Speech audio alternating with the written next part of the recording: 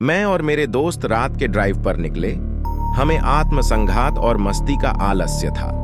सड़क पर हल्की बूंदें गिर रही थीं और हमारी कार के पहियों की आवाज सुनाई देती थी, जैसे कि वे खुद को सफाई कर रहे हों। हमने अपने मनोरंजन की राह पर अग्रसर किया और सिग्नल बोर्ड के बाद बड़े ही डर से झुक गए। वायुमंडल में एक बड़ी आंख की तरह काली बादलों ने तमाम चांदनी को छिपा दिया था। हमारी कार बहुत ही अकेली लग रही थी और हमारा दिल उचित तरीके से धड़क रहा था। एक छोटी सी गांव में अचानक हमने एक पुरानी बनी कब्रिस्तान की ओर दिशा देने का संकेत पाया।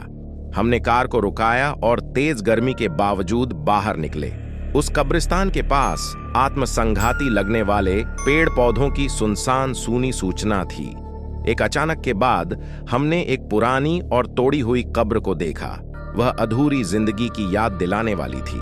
हमारे दिलों में डर उत्पन्न हुआ और हमने इसके बारे में अधिक जानने का निर्णय लिया। बेहतर जानकारी के लिए हमने कब्र के आसपास के जगह को तोड़ दिया और वहां के मिट्टी को हल्का किया।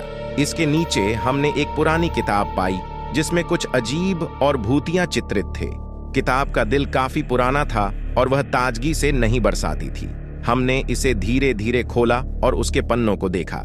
इसमें एक कहानी लिखी थी जिसमें वही गांव के भूतिया कब्रिस्तान के बारे में था। कहानी के अनुसार उस कब्रिस्तान में रात के समय आत्माओं की छायाएं घूमती हैं और वह वहां रहने वाले लोगों की आत्माओं को भूतिया बना देती हैं। हम वहां से भागे, लेकिन कुछ ही समय में हम गांव की गलियों में खो गए और हमारे पीछे बंदूकदार आत्माएं थीं। यह स्वाभाविक नहीं था। ये आत्माएं असली नहीं थीं और वे हमारे पीछे लगी थीं। कहानी के अनुसार हम दिन आने तक वही चलते रहे और हमारी आत्माएं उन